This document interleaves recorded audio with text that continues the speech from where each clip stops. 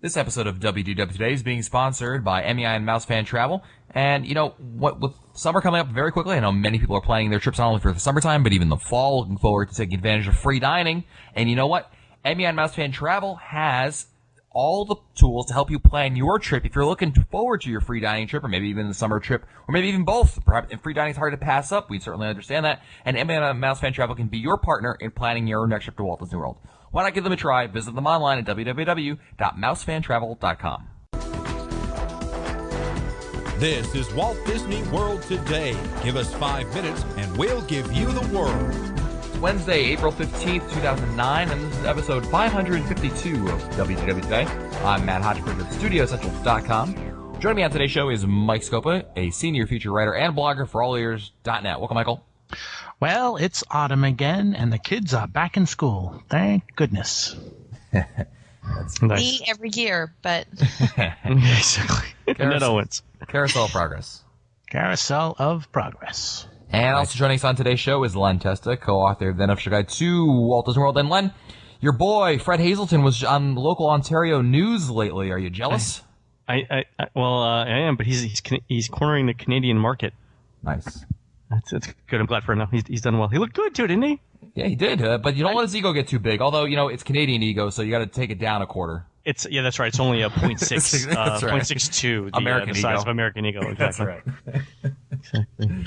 And also, that was good. Also joining us on today's show is Little metric humor there. Go ahead. also joining us on today's show is Annette Owens, is manager of customer relations and group services for MEI and Mouse Fan Travel. Welcome, Annette. hey, still working on that chocolate, so it's a good week.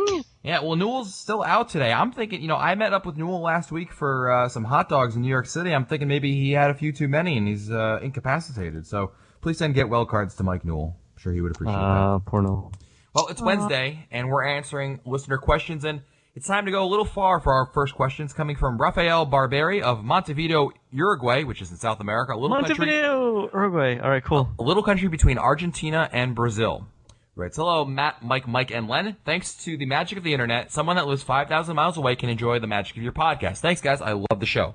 Believe me that the combination of WDW Today, the Unofficial Guide to Walt Disney World 2009, Passporters WDW, allears.net, and mousesavers.com has allowed me to plan our trip to Walt Disney World on a much more efficient way, but it has also created a lot of new questions on how to maximize the experience. We're a party of 5, me, age 44, my wife, 37, my 3 children, ages 11, 7, and 3. We're staying at All-Star Music Suites from the 1st of May to the 10th. We rented a car, and by now we are not going to make use of the Disney dining plan in addition to the normal cost. The travel agency recharges us like 10%. Don't know what that means. Wow. Yeah, that sucks. Here are my questions, though. Please feel free to respond to only those that see more opportunity to your show. Will do, definitely. Can we incorporate the dining plan at the hotel when we arrive, or must that be booked a whole package before through the travel agency? Good question for Annette there. That has to be booked at least 5 days before arrival. Very good. Raphael also wants to know, not having the dining plan, does that make us a second-class citizen, so to speak, at the time of applying for reserving a restaurant? From Uruguay, we do not have the facility of making reservations by telephone, and I didn't find a way online. Len, I don't know if this is something that you had been kind of looking into, because whenever you make an ADR, Len, they always ask you, are you on the dining plan? And to me, it shouldn't matter, I mean, other than, you know, billing purposes, but it kind of sounds almost like it's like, well, if you are, then my answer to your availability question will differ. But that could just be the paranoia in me. Yeah, I mean, from Disney's perspective, you know, I don't know. We've never tested that. It's a great question. I doubt it, though. I mean, the concern that Disney has is that they want to fill up all the available seats. So, you know, that's an interesting question, though. Although technically, it would be to their advantage to not fill it up with dining plan. Yeah, I'm thinking Yes, no. because then, they would never do that. I'd be I don't know very, if they very, ask- very, very surprised. When we're making ADRs, because we do that for our clients, when we do that, a lot of times they don't ask us about the dining plan until after we're in the process of making the reservation. We already have the table. We're just setting everything up. So normally that's when we get asked. So here's the question, though. I mean, what if you answer, I don't know? Yeah, Well- that's good. That's true. I'm not sure. I haven't decided yet. Well, see, and here you go. Here's a great situation where, you know, yeah, they have the dining plan, but what if they decide to pay for that meal and they're using the dining plan for another. I mean, they have to tell the server that when they get there, but I think they go on and flag it in the system so that the Right. server knows that they have the dining plan. But I've had many a client pay for a meal Right. and not use the dining plan because Yeah, so I think there are too many variables for Disney to actually be fooling around with prioritization or scheduling or anything like that. But just to be safe, I mean, if that's a concern, just answer I don't know. Raphael also wants to know, to keep the party communicated, we're thinking of buying 2 prepaid cellular phones, around $20 at Walmart. As we can choose any carrier, do you recommend one? Anything that's going to work on a prepaid service.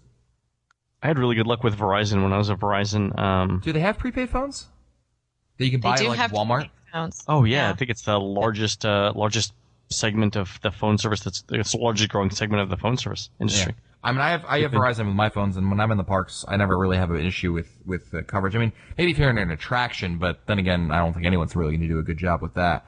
But walking around and everything, I never have an issue with that. It's always the issue. I think the bigger issue is not so much coverage as much as it is hearing the ringtone or hearing your phone go off. Yeah, That's the big problem. you want to make sure that the phone has a really good vibrate mechanism. Absolutely. Raphael's last question. My little ones don't speak English, just Spanish. I find it that at the park you can rent a translator service, which includes a $100 deposit. Are these devices easy to find? Kind of keep it the whole week? How much do they cost? That's a great question. I don't think you can keep it the whole week. I think you have to check them in and out of the Parks. parks. Yeah, each park when you get there. And I don't know whether there's a multi-day discount. That's an interesting question. Yeah, I know you can get it at the Magic Kingdom is City Hall, but and at the other parks it'd be at Guest Relations.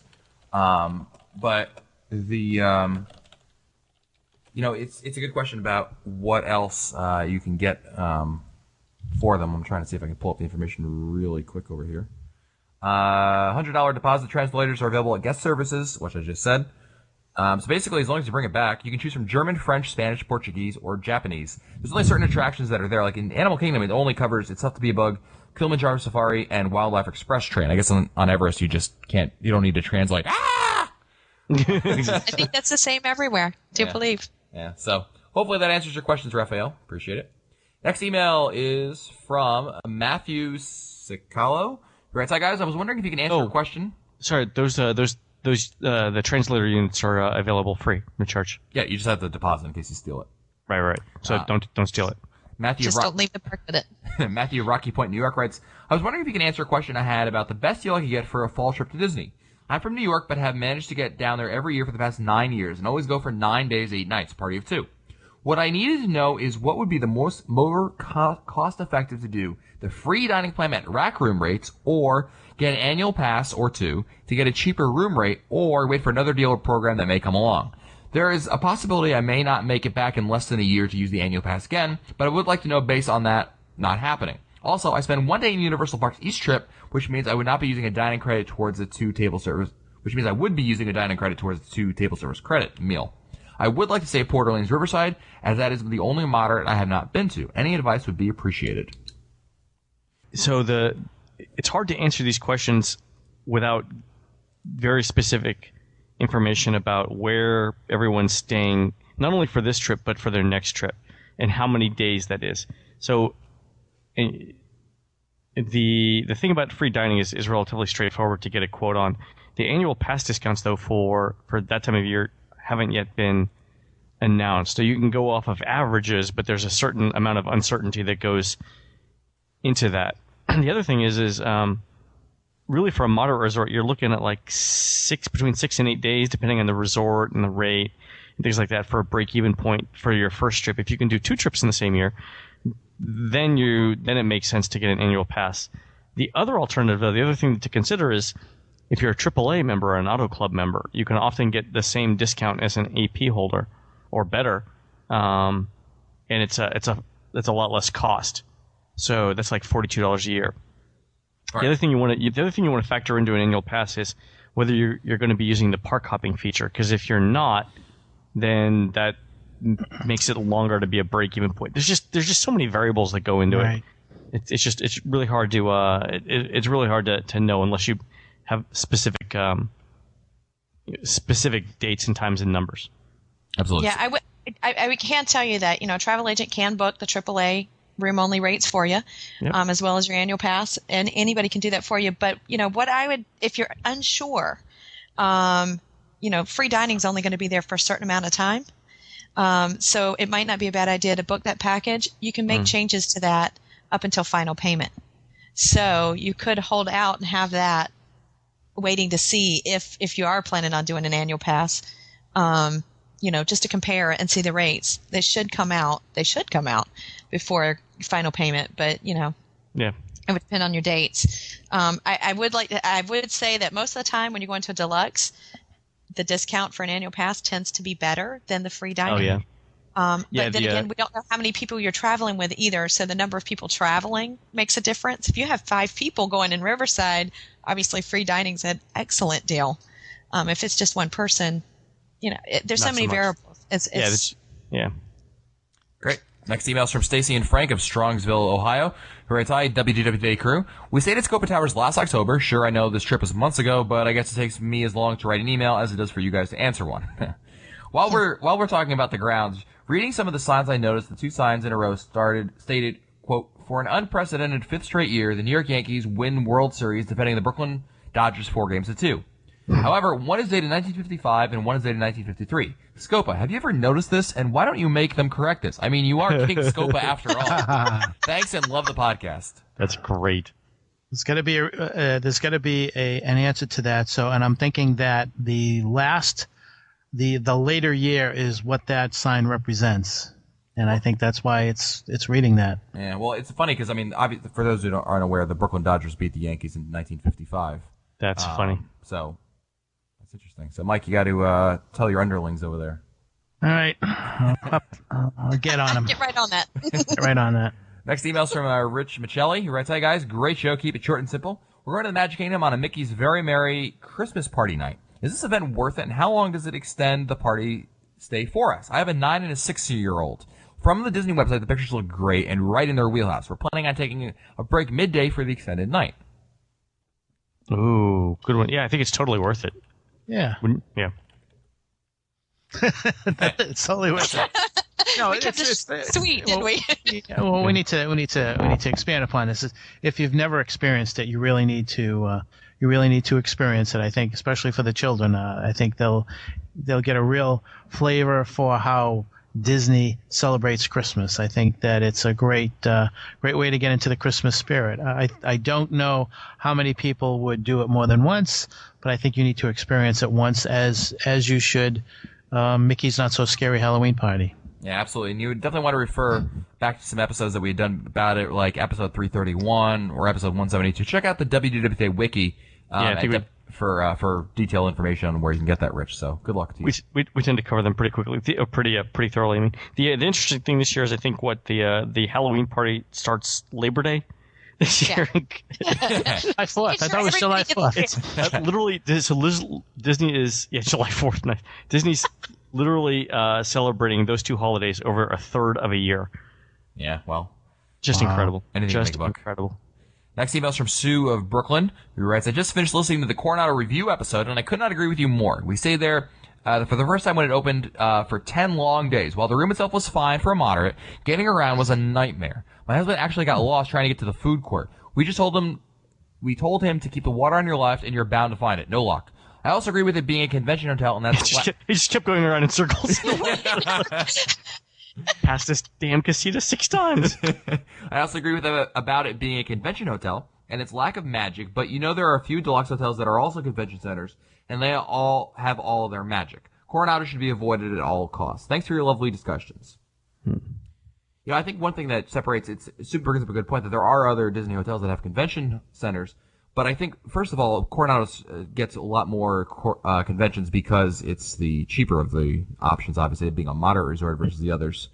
And I also think that the other resorts seem to hide it more, if that makes sense. I think you're right, Matt. I don't know what that side of the Coronado Springs. It's to the left of the food court area. It's to the left of Pepper Market. I think that area of Coronado Springs is usually reserved for all the conventioneers, and I try to. I remember, I've been there once or twice, and I don't want to see people with shirts and ties and briefcases and portfolios and Just all reminds that you of stuff. work, right? It does take away. There's something about it, but right now that's the only moderate with queen size beds in it. So There you go. That's true. Valid point. Next email is from Josh Quillen, a.k.a. Josh Q on WDWtoday.com. Hoorah! Hoorah! Who writes, I just listened to episode 348 about the recent rehab to some of the attractions in 2007. Everyone was discussing I swear this email came in not in 2007. It came more recent than that. Everyone was discussing the Haunted Mansion, and not sure who, but someone said that the new bride explained some of the story. I worked at Disneyland in attractions for a while, and while I was there, I was told the original story behind the Haunted Mansion that would have been used, but was canned just before the attraction opened. Here's the story. The mansion was owned by a wealthy sea merchant, and he and his bride-to-be lived there. He would go out to sea for long periods at a time, 6 months or so, and his fiancée did not like this. She asked him to stop going out to sea, as she did not want to lose her new husband just after they had gotten married. He promised that he would only go out one more time, and then he would live in the house together forever.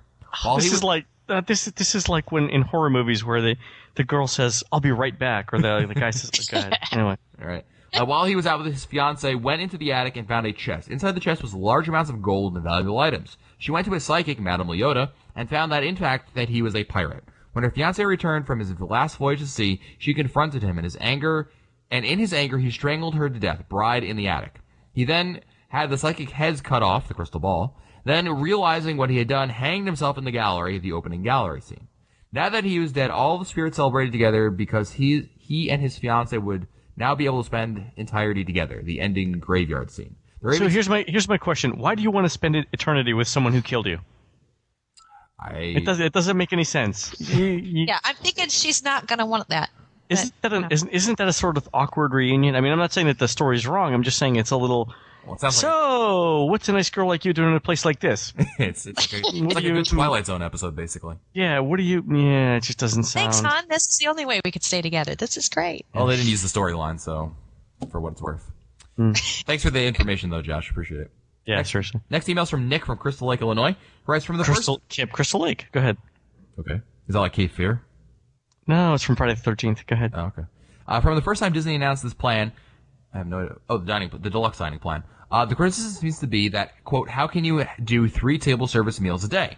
One way I've seen... They've never met us. Seriously.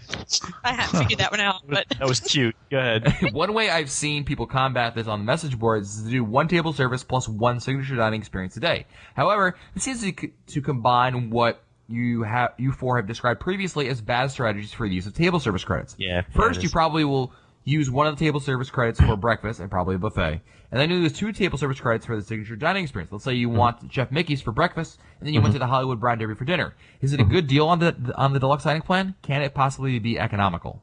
I mean, you really with 2 table service credits going to one restaurant, you really, really, really have to order either the most expensive thing or the next most expensive thing on the menu. Otherwise, you're not getting your money's worth. I mean, we did the analysis in an earlier show to figure out how much money it is out of the money that you're paying for the deluxe dining that goes for it, and it's like $52 or $53 a meal. For the vast majority of people, you're better off paying out of pocket. The interesting thing is that if you look at the analysis we did, we figured out that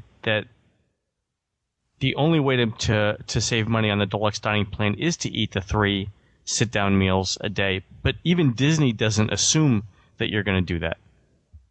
Yeah. It's part of their I guess their strategy or their forecasting is that you're not going to do that every day because it's so hard to do.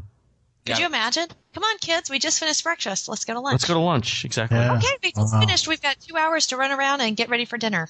I can't. It's just so much food. Next email is from Scott Petey. Where I say, guys, and Annette is there. First, I want to say thank you for answering my last email at Mickey's Not So Scary Halloween Party. Great timing. I was going to it the very day you answered the email. I thought I'd send this now in the hope that it would be answered before I arrive in Orlando. Anyway, I'm planning on visiting Disney World for 2 weeks in August 2009, near the end of the month. I was hoping you could help, as I can't decide on the best resort to stay at, given the choices are Port Orleans, Caribbean Beach, or Coronado Springs. I would like to look at these resorts. And I've only visited Port Orleans and Coronado Springs before, but not stay there. In your opinion, what would be the best resort to stay at? Ms. Owens? Well, it all comes down to his taste and what he's after. But my personal favorite is over in the Port Orleans area. Port Orleans Riverside just has a special place in my heart. Absolutely. I agree with that, Annette. I think generally speaking, all things considered, the Port Orleans resorts are, I think, definitely Coronado's definitely out. It stinks, and we've gone over that. Wait a minute. We need to Whatever. say, are we talking Port Orleans in general? Are we talking Riverside? Are we talking French Quarter? Well, I think he didn't mention French Quarter or Riverside, but generally, I would still take Riverside over Caribbean Beach, to be honest with you. What you disagree, Mike? Most people would. I mean, if you're looking at just the popularity, most people would. Yeah, probably. Still. Yeah, Mike, do you disagree with that, or? I prefer, if I had a choice, I'd take French Quarter over Riverside. I think I'd take Caribbean Beach over Riverside. I think that would be it. Yeah, the Riverside sometimes bothers me. It depends upon where you are in Riverside. I think there are places that allow you to get in and out of your room real quickly, and then there are other places that just take forever. I think that's my issue right there with that. Okay. Valid point. Next email is from John from Baltimore, Maryland, who writes, "Hey, Matt, Mike, Michael, and Annette. I'm starting to plan my next trip to the world, and at this point it looks like in October 2009. So you have plenty of time to answer this one. I'm planning on heading down for a minimum of 10 days. I've never stayed this long before. Typically my stays are Sunday through Friday, but I wanted to have a trip where I could relax, maybe even take in Universal SeaWorld stuff as well. I'll be traveling with my wife and son who will be 5 at the time. For religious reasons, I will not really be able to leave the resort on Saturday. Can't take the bus or the monorail, and I was wondering if you guys had any idea which resort would have the most stuff to keep my son occupied for an entire day. Pools, activities, anything that doesn't really require traveling. Because we're going to be going there for a while, I think we need to shoot for moderates at this point. Also, we keep kosher and wanted to make sure we can get some food at the food courts. Thanks, guys. Love the show." How old is he? 5. My initial thought was Fort Wilderness, but because they want to have, I think food options are important to them, I don't think that's going to float the boat for them.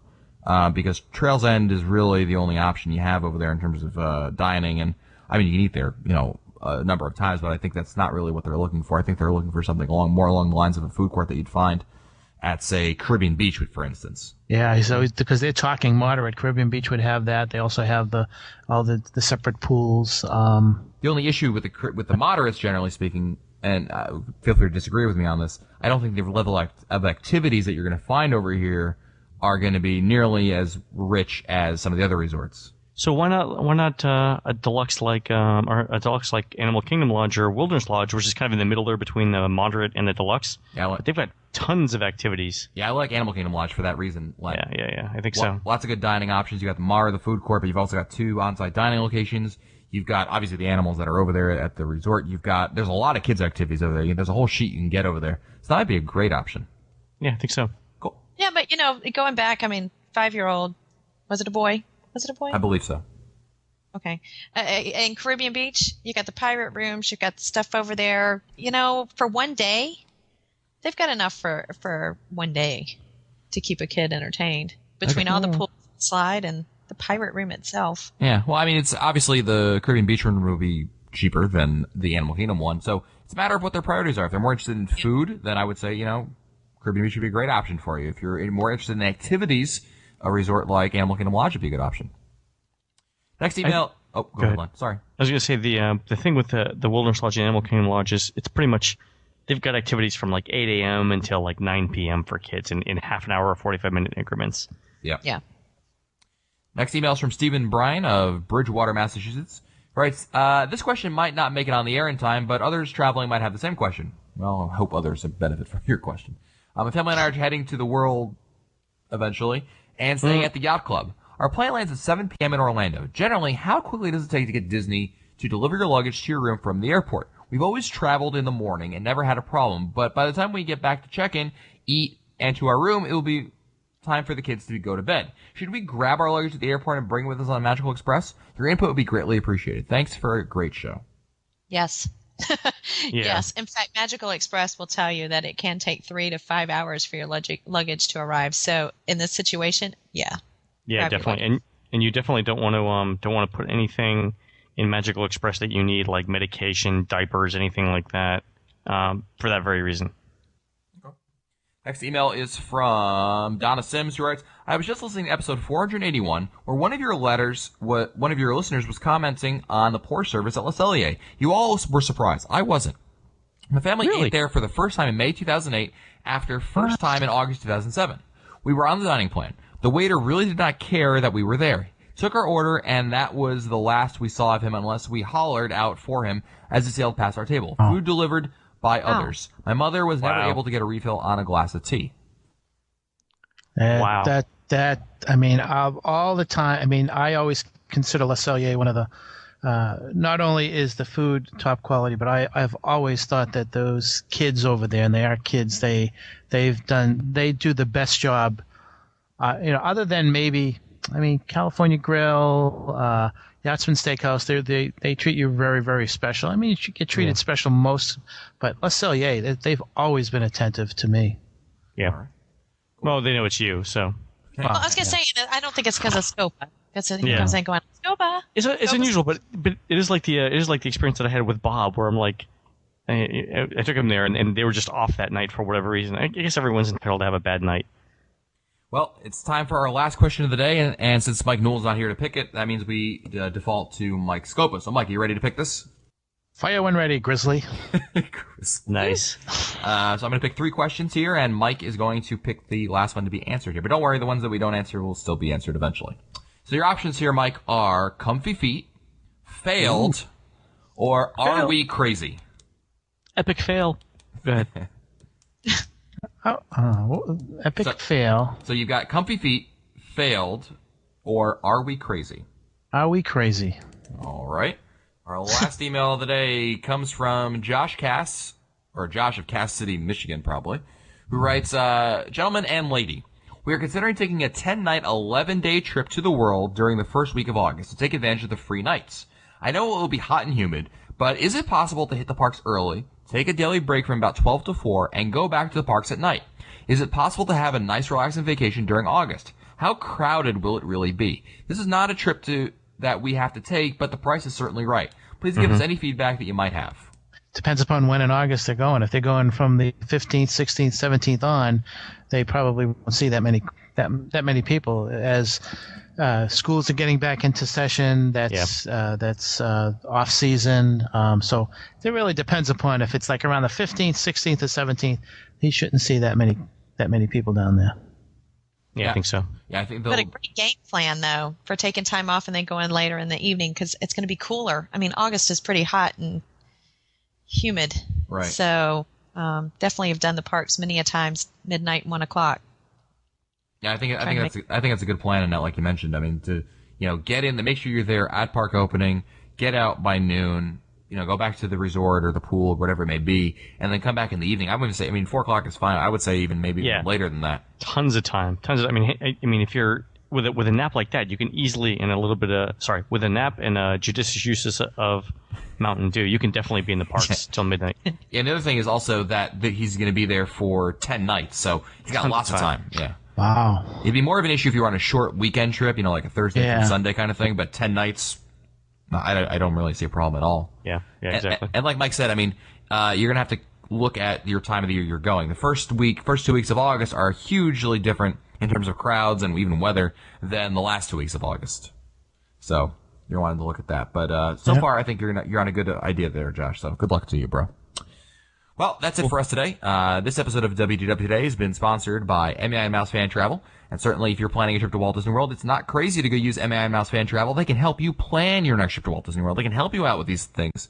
And if you want to have that personalized attention to your trip, you want a little hand-holding, or you want to have an expert there who wants to, do all the little stuff for you. Why should you be doing that? You should be planning those days, what you're going to be doing from 12 to 4. Maybe you want to take a little break. Maybe you want to go to the pool, explore the resorts. There's lots to do. So why not have the agents take care of the stuff like just booking ADRs and things like that, and you can focus on the other things. Give MouseFan Travel a try at www.mousefantravel.com. If you want to find our older episodes, read our show notes, or send us your comments, visit the WDW Today website at wdwtoday.com.